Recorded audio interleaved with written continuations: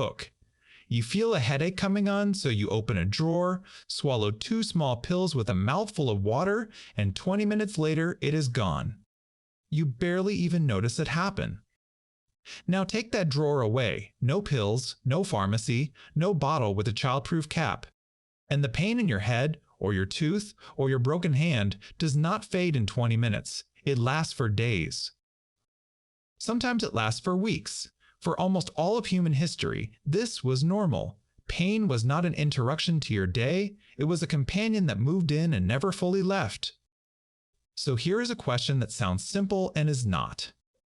With no painkiller, no doctor, nothing you would recognize as medicine, how did ancient humans survive their own bodies? Explain. Start with just how much pain there was. Out there was no such thing as a minor injury. A twisted ankle was not an inconvenience. It was close to a death sentence because a body that cannot run gets left behind or hunted down. A cut that would cost you 1 trip to a shelf of ointment could turn into an infection with absolutely nothing to stop it. A broken bone had to be set by hand and heal on its own, often crooked, while you kept walking on it because stopping was not an option. Picture it for a moment. You are out on open ground, days from anything you would call home, and you fall. Your wrist bends the wrong way. There is a sound, and then a wave of pain that whites out everything. And there is no one coming. No ambulance, no cast, no pill. Just you, that arm, and however many days of walking still ahead of you. And your ancestors felt every bit of it. The same nerves you have. The same raw signal screaming up the spine. They did not have thicker skin or some duller version of pain.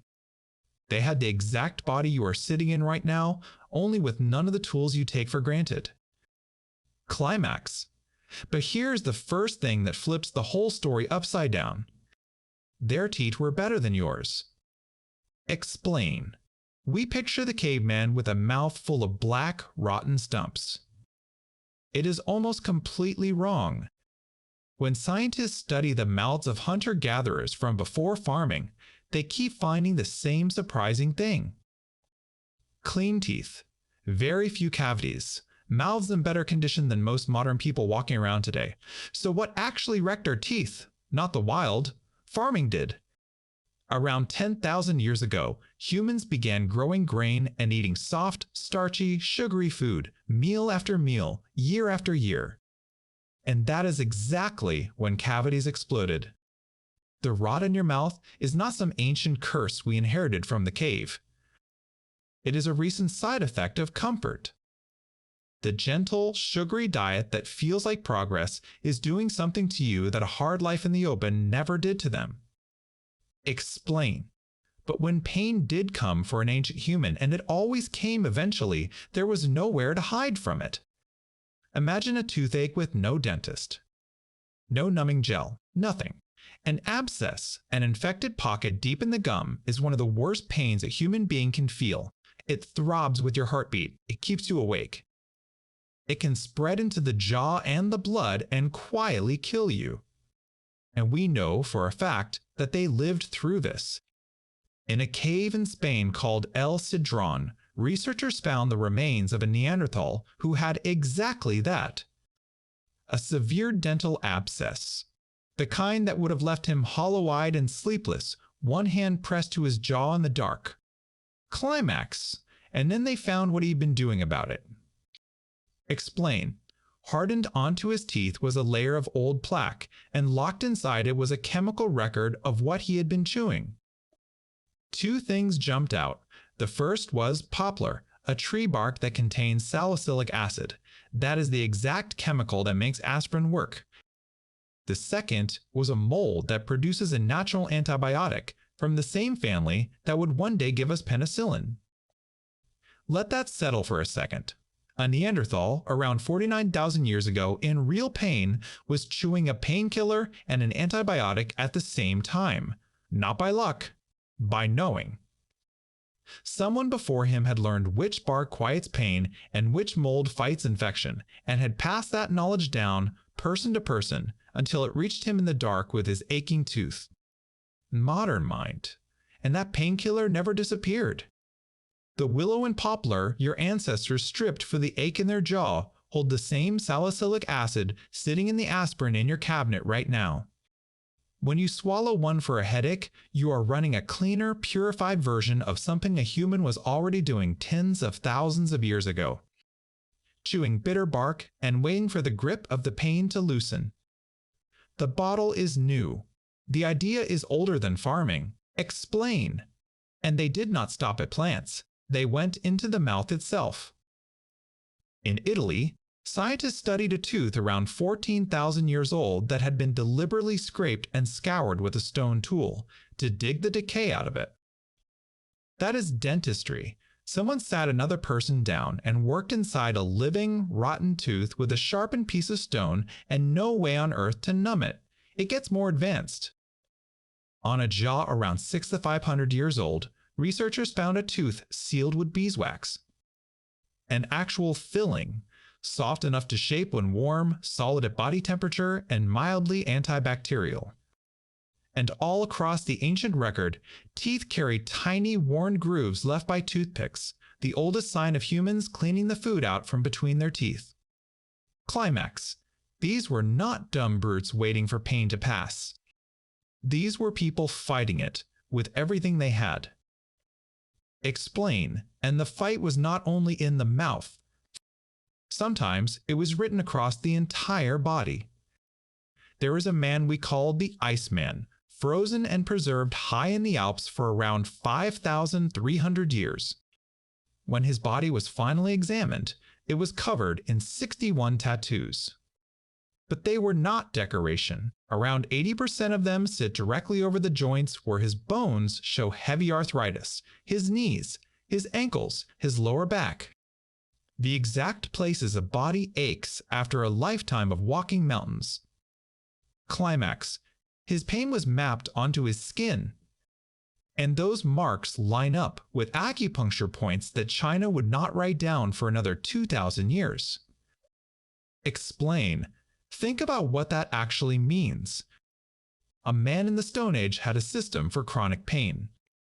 A method, applied in the same places, aimed at the same aching joints again and again. Not a lucky guess. A treatment worked out and remembered long before anyone wrote a single word of it down. Explain. And if you think drilling into a tooth was as far as they would go, hold on.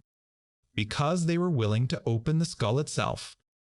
There is a procedure so old that it is the oldest surgery we have ever found. The idea was brutally simple. If someone had a crushing headache, or a head wound, or pressure building under the bone, you cut and scraped a hole straight through their skull to let it out. It has a clean name now, trepanation, but the people doing it had no word for it, and no way to put the patient to sleep for it either. Just stone tools, steady hands, and someone holding the person down. Here is the part nobody expects. They lived. We can prove it because the bone around the hole grew back, smooth and rounded, and that only happens if the person survived for months or years afterward. At some sites, 7 or 8 out of every 10 of these skulls show that healing. That is a better survival rate than the very same surgery had in European hospitals thousands of years later. Some people were even opened up a second time and lived through that too.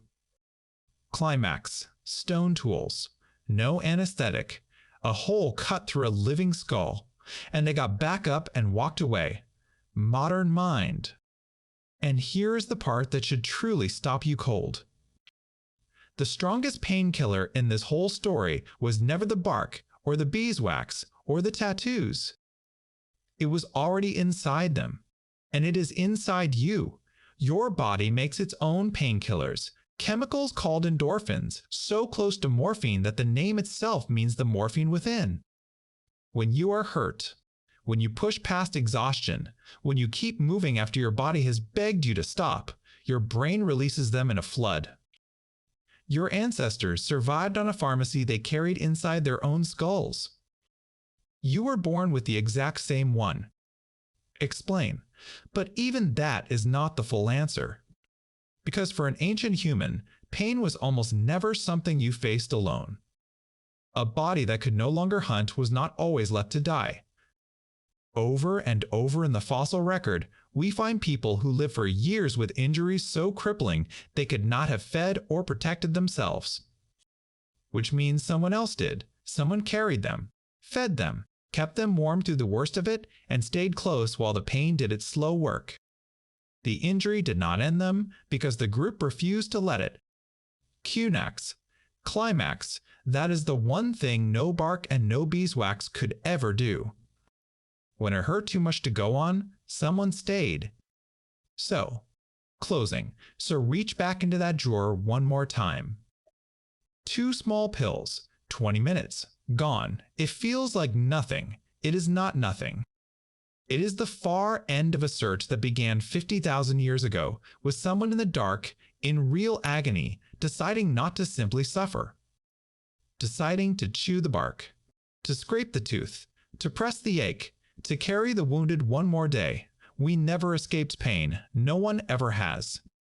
But long before we had any right to, we started fighting back, and we have not stopped once since. Every pill you have ever taken is the newest link in that ancient chain. It is one of the oldest, most stubborn things about being human, not to lie down and hurt, but to keep looking for the cure,